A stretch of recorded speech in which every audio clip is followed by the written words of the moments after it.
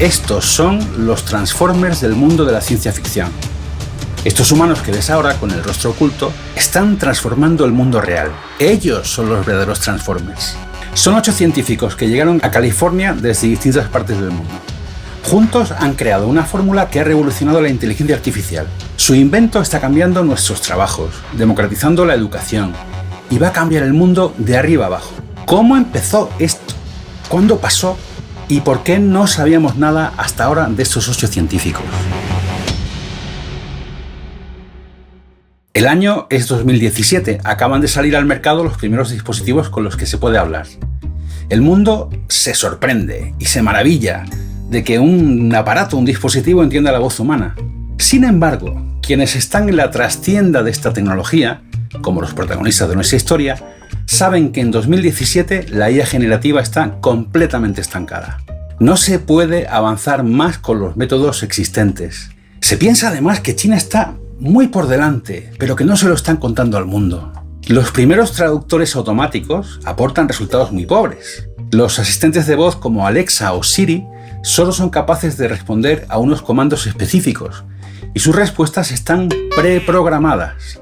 Lo que nadie sabe en ese momento, la historia es así de sorprendente, es que 8 investigadores anónimos van a cambiarlo todo. Ni los chinos ni las grandes compañías. 8 científicos. Han llegado a Google desde lugares como Ucrania, India, Polonia, Gales o Alemania. Durante 6 meses trabajarán en una idea en la que nadie cree. Su invención quedará reflejada en este documento de 15 folios. Aquí lo tenéis. Estos 15 folios contienen la fórmula del transformador. El transformador es el software o el modelo o el código que va a permitir a las máquinas imitar a la inteligencia humana y con el tiempo superarla. Es una fórmula, por tanto, infinitamente más valiosa que la de la Coca-Cola. Sin estos 15 folios, ChatGPT no existiría hoy.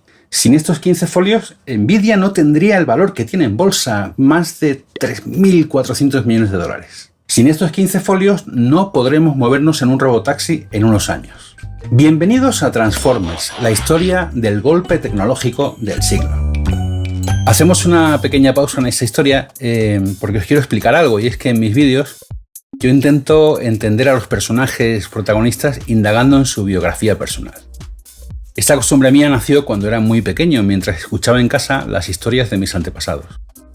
Por eso me hizo ilusión la propuesta que me hizo llegar el portal myheritage.com de hacer un partnership. myheritage.com es el líder mundial en exploración de las raíces familiares. Hacen que sea fácil y muy divertido construir tu árbol genealógico. Simplemente añadiendo los nombres y las fechas de nacimiento de mis padres y de mis abuelos, MyHeritage creó un árbol genealógico. Las coincidencias empezaron a aparecer y en unos minutos tenía un árbol genealógico de 7 generaciones. Pruébalo, es completamente mágico. Y esto es tan fácil porque MyHeritage tiene más de 20.000 millones de registros históricos para que puedas profundizar en el pasado de tu familia, seas de donde seas, vivas donde vivas.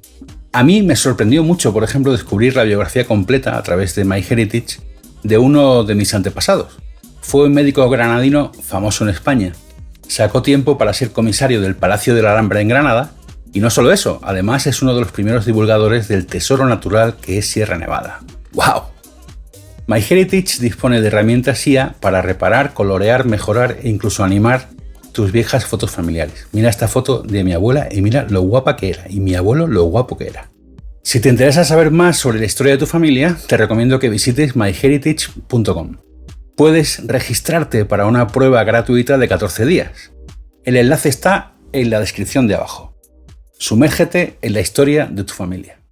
Hola, ¿qué tal? Soy Gustavo Entrala. De día ayudo a grandes empresas y startups a diseñar su futuro. Y de noche practico un hobby que me encanta, enseñar lo que sé sobre ese futuro a quienes quieren ir siempre un paso por delante. Si te interesa el futuro, suscríbete y dale a la campanita.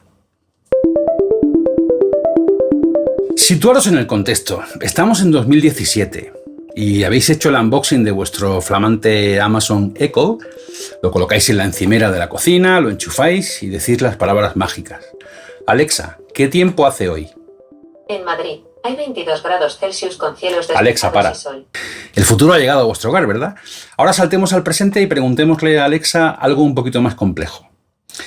Alexa, ¿Quién va a ganar la guerra de tronos de la inteligencia artificial?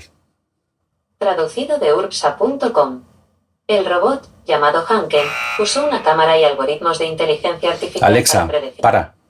No es precisamente el asistente de IA omnisciente que nos prometieron, ¿verdad? Mientras Alexa, Siri o el asistente de Google patinaban con algunas de nuestras preguntas, una revolución silenciosa se estaba cociendo en el mundo de la inteligencia artificial. Los investigadores estaban enseñando a las máquinas a ver el mundo a través de cámaras y sensores, prediciendo los movimientos de peatones y vehículos. Se estaban dando los primeros pasos hacia la conducción autónoma, impulsados por el avance en el procesamiento de imágenes y el Machine Learning. Mientras tanto, las aplicaciones de traducción, que también están basadas en Machine Learning, empezaban a ser decentes. No brillantes, ojo, pero decentes.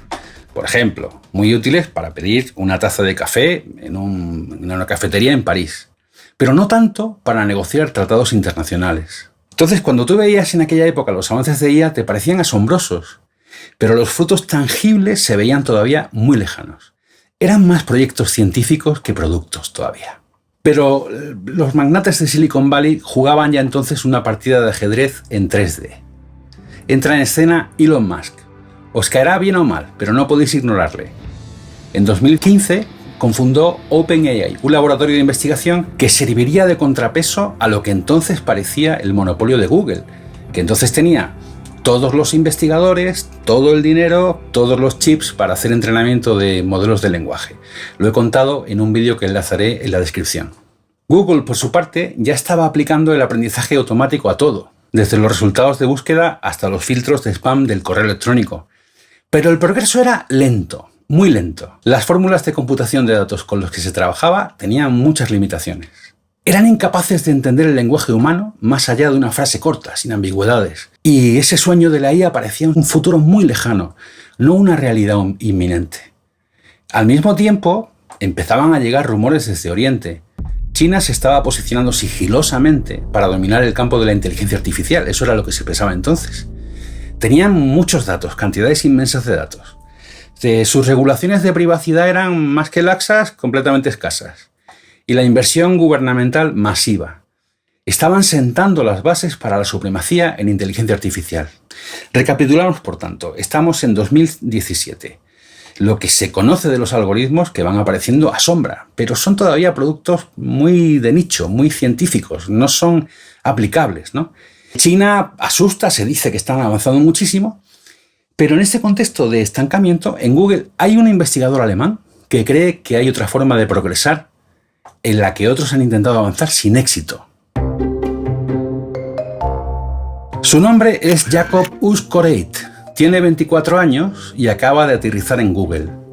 Su primer encargo, hacer que el asistente de Google entienda la voz humana y pueda responder a nuestras instrucciones. El siguiente encargo que recibe será la mejora de Google Translate, una aplicación que traduce textos, obviamente. Cuando Jakob se mete en el proyecto e intenta mejorar la comprensión de textos largos, se topa con limitaciones insalvables. Pero para entender la historia de Jakob tenemos que viajar a un poquito más atrás en el tiempo, mucho más atrás, concretamente a la Alemania democrática de 1968. Un chaval de 15 años acaba de pasar 15 meses en la cárcel. Su crimen, protestar contra la invasión rusa de Checoslovaquia. 2 años después, ese mismo adolescente salta el muro de Berlín, arriesgando su vida por la libertad. Su nombre es Hans Uskoreit y es el padre de Jakob.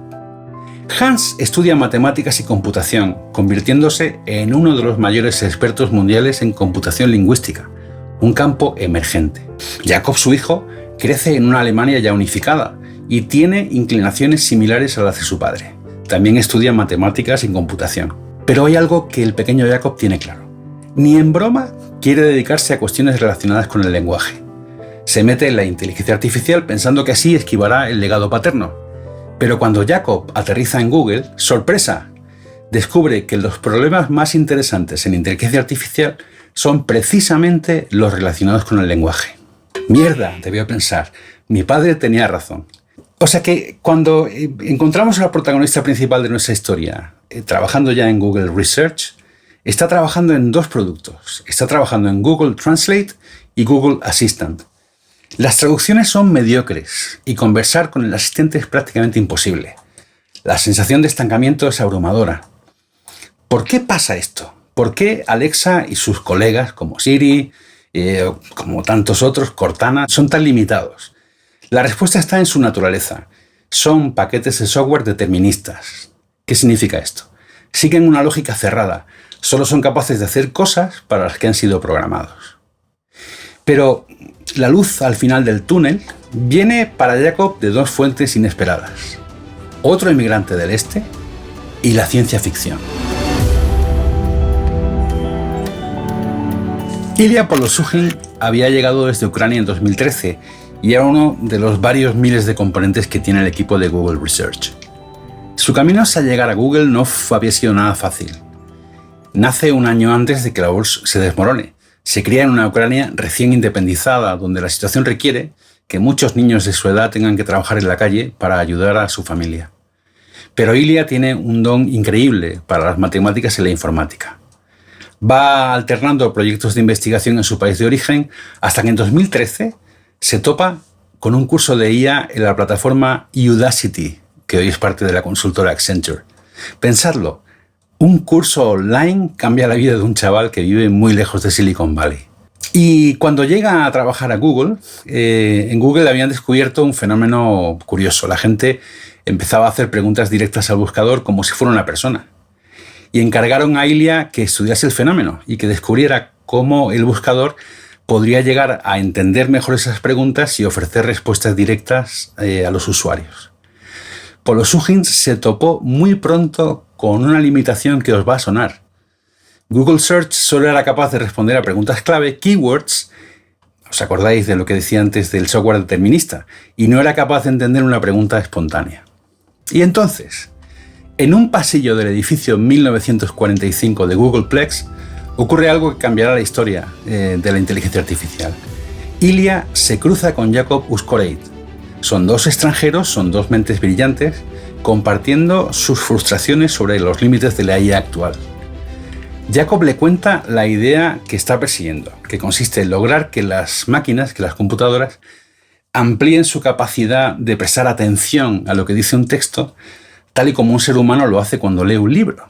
Ilya le contesta con que lleva tiempo pensando en una escena que ha visto en la película Arrival, y le cuenta a Jacob cómo los extraterrestres se comunican en la película. Un solo símbolo representa una idea increíblemente compleja. Claro, una bombilla se encendió en las dos cabezas, ¿no? Y como bien veían que estaban alineados, empezaron a pensar si se pudiera aplicar ese mismo concepto de que la IA fuera capaz de entender un texto en bruto, de un solo vistazo, y si pudieran hacer que las máquinas entendieran a partir de esa visión contextos complejos, no solamente palabras sueltas. Ilya y Jacob deciden sumar esfuerzos. Y su idea es loca, es casi imposible. Van a necesitar tecnología, obviamente, van a necesitar chips de Nvidia y van a necesitar un equipo de genios, un equipo al menos con la misma formación que ellos tienen, con sus capacidades. Y en ese momento aparece una figura en escena que es Ashish Vaswani. Recién llegado a Google Research, no tenía proyecto, estaba como suelto en la organización y se ofrece a unirse a ellos. Y vaya fichaje. Ashish es lo que llamaríamos un niño prodigio. Nace en Omán, de origen indio, y a los 16 años, ya en la India de vuelta, ha terminado la carrera de computación y la carrera de matemáticas, con 16 años. Y entonces decide marcharse a la USC, en California, en Los Ángeles, para hacer su tesis sobre traducción automática de textos. Y con él llega otra persona cuya historia es realmente conmovedora. Es la historia de Nikki Parmar, la única mujer del equipo. Su camino hacia la IA ha sido una carrera de obstáculos. Nace también en la India y soñaba con estudiar en el prestigioso Indian Institute of Technology. Pero las puertas se le cerraron. Se rindió, ni en broma.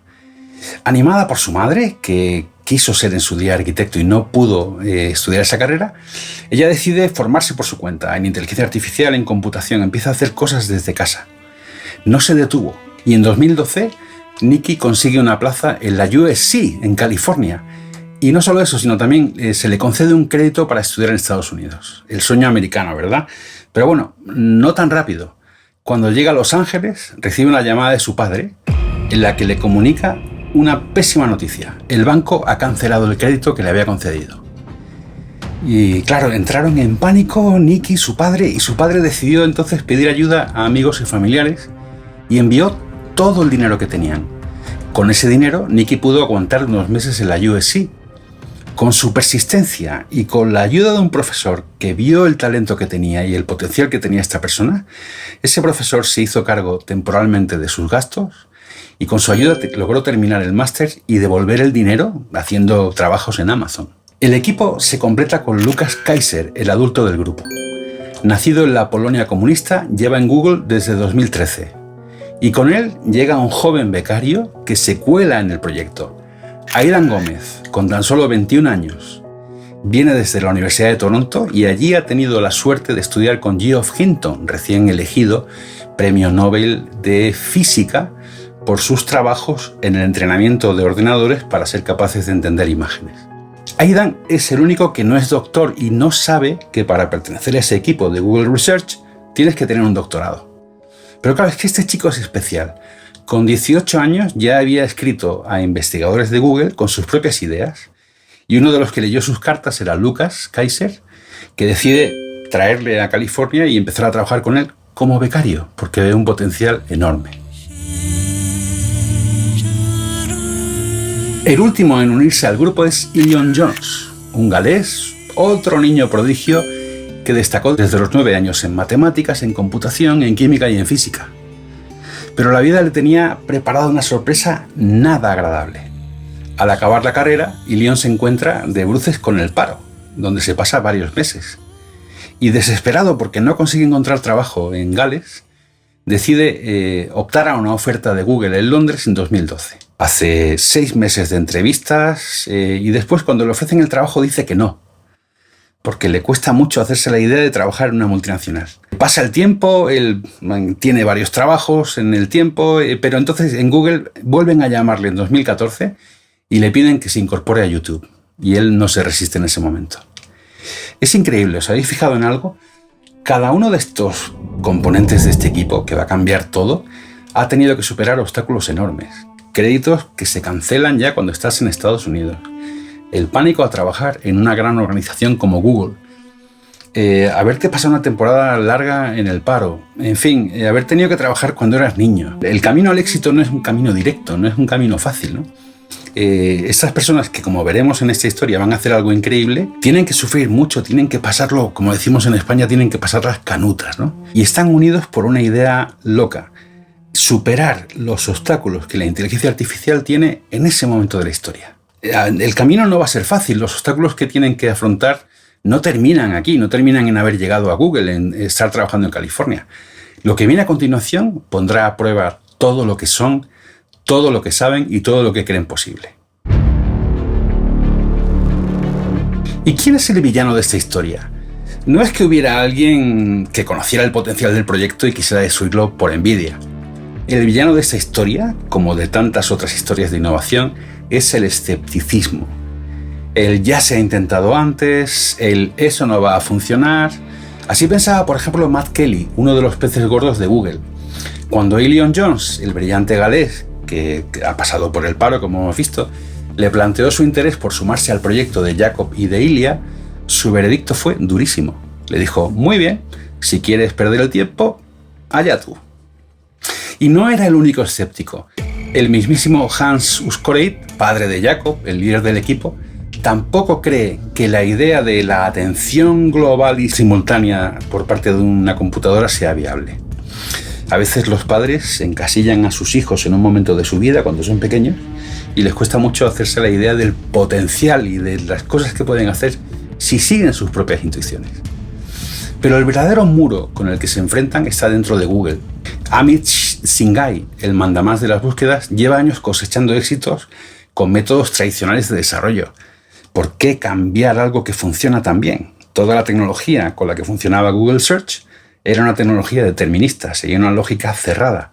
Pero aquí estamos hablando de incorporar algoritmos que son capaces de generar cosas nuevas, que son capaces de generar textos, código, etcétera, ¿no?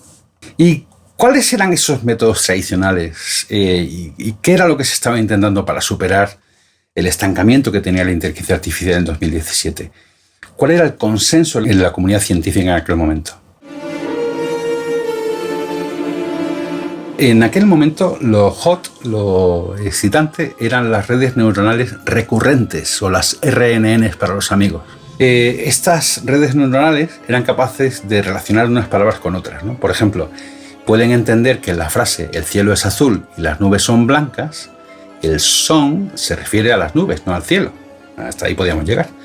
Pero tienen un problema gordo. Se hacen un lío con textos largos y ahí pierde la noción del contexto. Es como si ellos intentaban entender una película viendo solo un fotograma cada 5 minutos. Captas cosas, captas un poco el sentido de la historia, pero te pierdes totalmente la trama. Un paso que se dio en el uso de estas RNNs fue la incorporación de una memoria un poquito más amplia, que se llamó LSTM, Long Short Term Memory. Pero la capacidad de esta tecnología emergente era todavía muy insuficiente. El camino se hace siempre andando, y esto es una cosa que la historia nos enseña una y otra vez.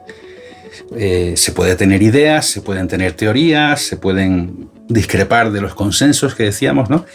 Pero lo importante es ponerse en marcha, empezar a hacer cosas, y nuestros 7 científicos se han puesto a trabajar en el proyecto. Buscan una nueva forma de enseñar a las máquinas a procesar el lenguaje humano. Hasta ahora, como decía antes, las IAs leían como un niño que estaba aprendiendo. Un niño aprende palabra por palabra y va leyendo palabra por palabra, con lo cual pierde facilísimamente el contexto, no sabe lo que significa lo que está leyendo. Pero estos investigadores tienen el propósito de conseguir que la inteligencia artificial lea como lo hace un adulto, que capte el sentido de las cosas de golpe, que asigne un peso distinto a cada palabra en función de la posición en la que está y de la relevancia que tiene para entender el texto, y que recuerde lo que ha leído antes. Y entonces surge una idea, el transformer, el transformador, un modelo que pueda procesar bloques enteros de texto en paralelo, en un solo vistazo, como si fuera un lector experto en técnicas de lectura rápida. Su invento transformaría la fuente original en 2 pasos, y de hecho el nombre de esa tecnología viene directamente de las historias de ciencia ficción, de los muñecos, de los Transformers, ¿vale? La fuente original haría 2 cosas. Primero, captaría el texto completo y después produciría un output, una nueva versión de ese texto, añadiendo un mapa de vectores en el que todos los términos estarían conectados entre sí. Y cuanto más grande fuera el input, cuanto más grande fuera los datos con los que se entrena esa inteligencia artificial, más completo sería ese mapa de vectores, más matices contemplaría. De esta forma, la máquina sería capaz de entender lo que significa un texto con una cantidad enorme de posibles matices. Y para probarlo, deciden comenzar con una aplicación de traducción automática del inglés al alemán. Y usan una medida, un estándar, que es el estándar Bleu, que compara la calidad de una traducción hecha por una computadora con la calidad de una traducción hecha por un humano.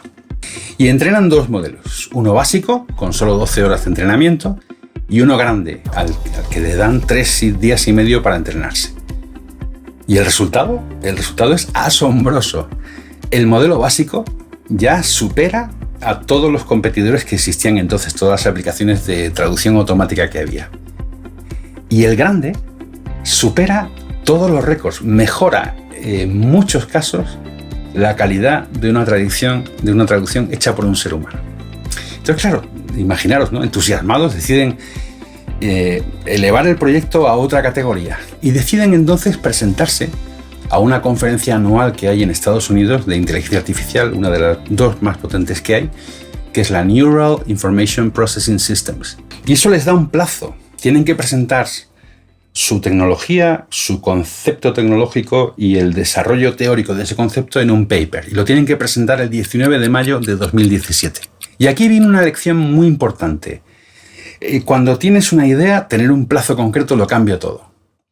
Hay una teoría que igual conocéis, ¿no? Que es la de Parkinson, que dice que el trabajo se expande hasta llenar el tiempo disponible para su realización. Pero en la medida en que tenemos deadlines, eso nos potencia, nos dirige a una dirección concreta, nos impulsa para conseguir una cosa en un plazo concreto y hace que los tiempos se estrechen. Y claro, si no hubiera tenido este plazo, pues nuestro equipo se habría quedado en haber hecho una demo interesante, ¿no?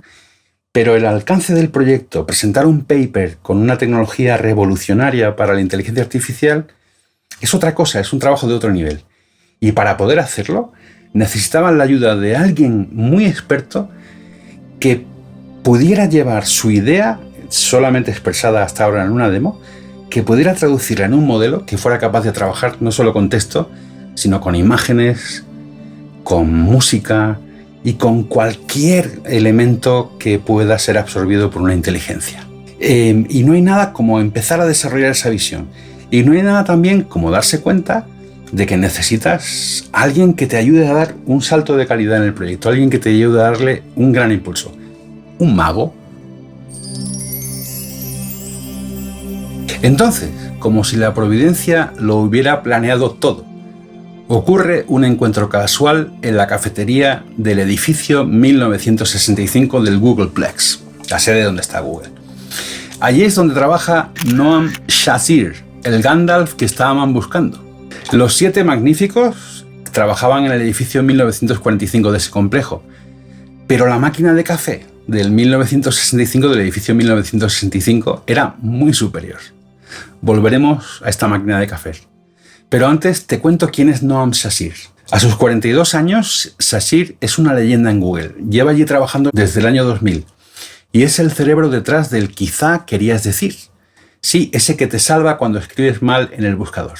En 2015, Noam intentó hacer algo parecido a ChatGPT en un fin de semana. Pidió al CEO de Google que le permitiera usar una supercomputadora para solucionar el problema del conocimiento con inteligencia artificial.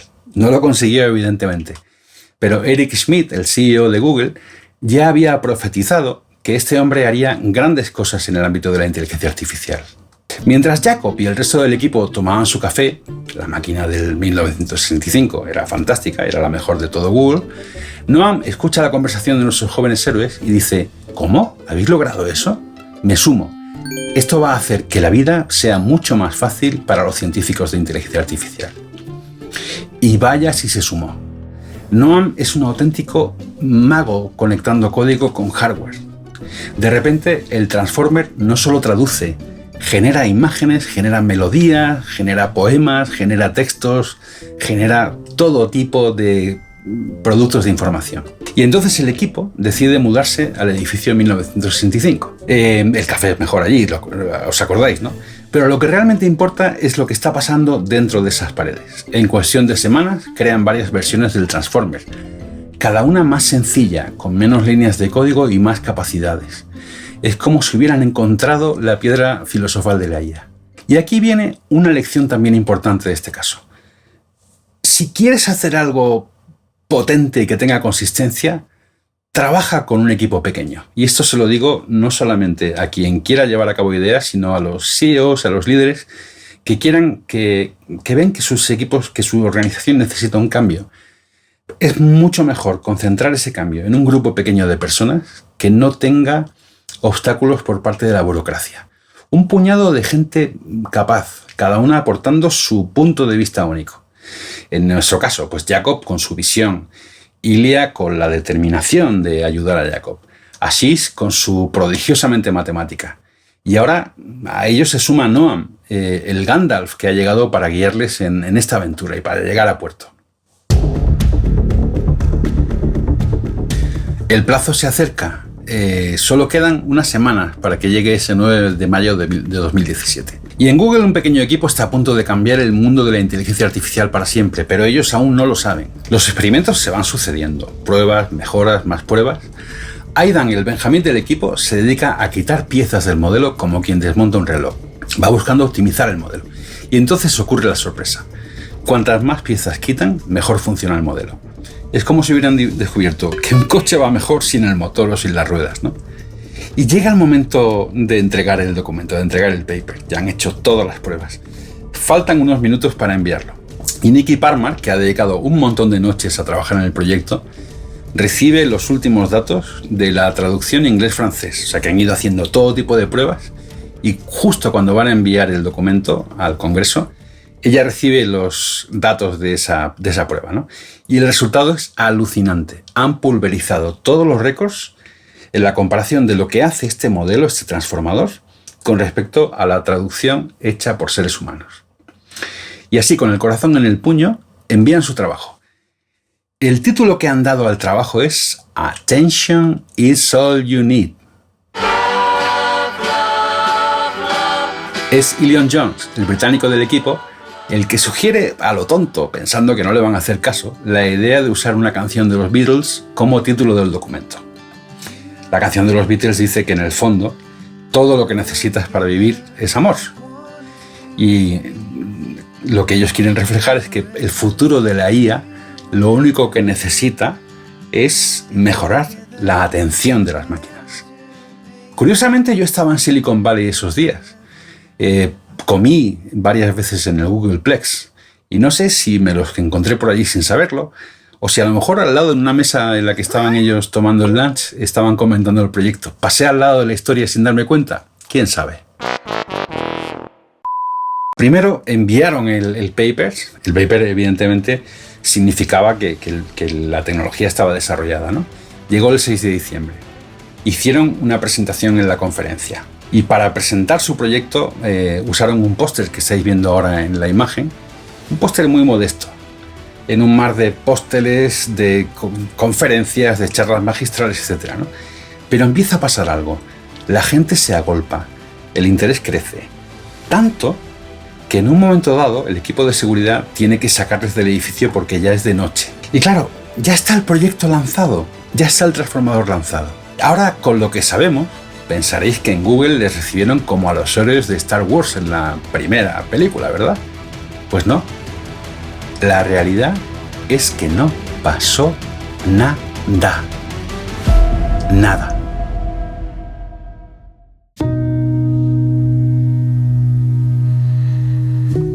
Así es como ocurren los grandes saltos en la ciencia. No con un estallido, sino con un susurro, un paper, un póster, una idea que cambia el mundo y nadie se da cuenta de que existe. No saben que acaban de encender la mecha de una revolución, que su Attention is all you need será la base de ChatGPT, de DALL-E, de Claude, de toda una nueva era de la inteligencia artificial. Imaginad por un momento que acabáis de crear algo revolucionario, algo que de verdad podría cambiar el mundo. Y nadie os hace caso. Es exactamente lo que pasó en Google después de la presentación de Attention is all you need. Los jefes no estaban interesados. Los responsables internos de Google se negaron a recibir updates del proyecto. Es que ni querían estar al día. No querían ni oír hablar del proyecto. ¿Por qué? Bueno, lo que tenían ya les funcionaba. Les estaba generando una rentabilidad brutal. ¿Para qué cambiar? Pero mientras Google dormía en sus laureles, al otro lado de Silicon Valley, alguien sí que estaba prestando atención. Sam Altman, de OpenAI, asistió a una charla de Noam Shashir y lo vio claro. Tan claro que dejaron todo lo que tenían entre manos y se pusieron manos a la obra con GPT-1, GPT-2, y Sam Altman ha dicho que nadie en Google entendió el potencial de transformador. No es tan así. Ya sabéis que lo dados que son en Silicon Valley estos magnates de Silicon Valley a la hipérbole. En realidad, en Google las cosas empezaban a moverse lentamente. En 2018 por fin empezaron a aplicar los Transformers a Google Translate. Luego vino BERT, el transformador que ahora gestiona las búsquedas dentro de Google.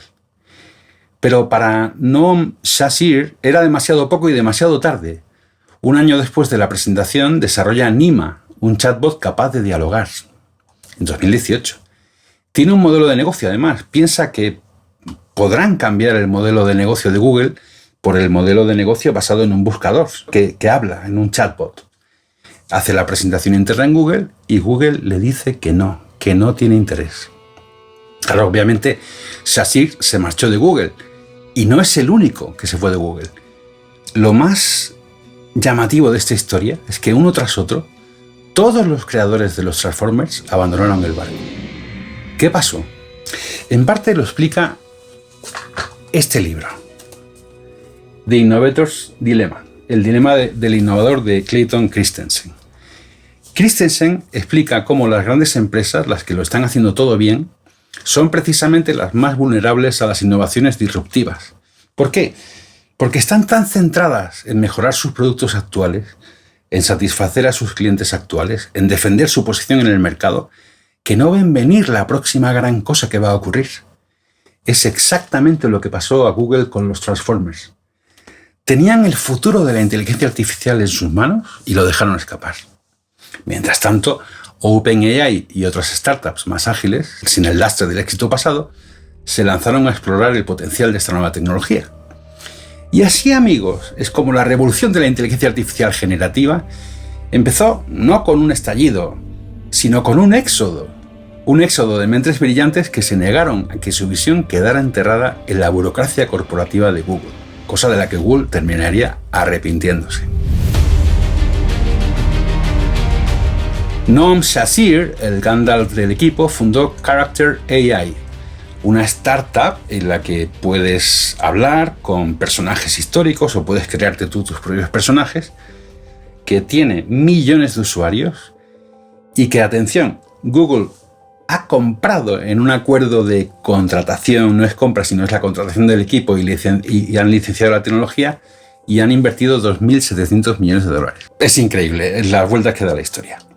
Por su parte, Ashish Vaswani y Nikki Parmar no se quedaron atrás, fundaron Adept AI, una compañía que fue comprada por Amazon por 1.000 millones de dólares. Y no contentos con eso, montaron Essential AI, una empresa que observa a las personas trabajando y automatiza sus tareas. O sea, observa cómo trabaja la gente en una organización y automatiza todas las tareas, ¿no? Es el sueño de cualquier jefe y la pesadilla de cualquier empleado. Jacob Uskoreit dio un giro inesperado. Creó Inceptive, una empresa biotech. Su misión, usar la IA para diseñar moléculas para vacunas y medicamentos. Básicamente, está usando los transformadores para revolucionar la industria farmacéutica. Y lo mejor de todo es que su padre, el experto en lingüística computacional, le está echando una mano y es consejero del proyecto. Qué bonito que por fin padre e hijo se entiendan. Elon Jones se fue por un camino más natural. Fundó Sakana AI, centrada en la inteligencia artificial inspirada por la naturaleza, según él dice. Están combinando modelos de IA como se combinan los bancos de peces en el mar. Y atención a esto, sus modelos están redactando papers científicos. ¿Será Sakana el futuro de la ciencia? El Benjamín del equipo, Aidan Gómez, no se quedó atrás. Fundó Cohere, valorada ahora en 5.500 millones, creando modelos de inteligencia artificial para empresas. Ilya Polosukin fue el primero en salir justo después de presentar el proyecto. Creó Near Protocol, una plataforma donde millones de personas contribuyen con datos y reciben compensación en criptomonedas. Contribuyen también con su código a generar aplicaciones. Y en ese entorno hay aplicaciones de redes sociales, hay aplicaciones de contenidos y queda perfectamente determinado quién ha aportado qué y recibe una compensación en función de eso que ha aportado. La valoración de este negocio, de Near, es de 6.000 millones de dólares. ¿Y qué pasó con Lucas Kaiser, el adulto en la habitación? Bueno, pues él se fue directo a OpenAI y es parte del equipo que ha hecho la versión 3.5 de OpenAI, de ChatGPT, la versión 4 y la versión 1O. ¿Y por qué se fue de Google a OpenAI? Un motivo muy sencillo. Tenían los mejores transformadores. Es fascinante, ¿verdad? Cómo una sola idea nacida en Google se ha ramificado en tantas direcciones diferentes. La IA conversacional, la biomedicina, criptomonedas, inteligencia artificial inspirada en la naturaleza, etc., ¿no? Estos innovadores se marcharon de Google, sí, pero su legado quedó. Y no solo en Google, su idea de los transformadores se ha convertido en la base de una revolución tecnológica que está cambiando el mundo tal y como lo conocemos.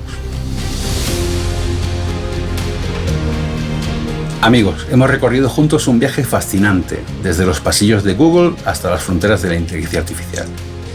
Pero lo más asombroso es que nada de lo que vemos hoy sería posible sin este documento, sin este paper científico del Transformer.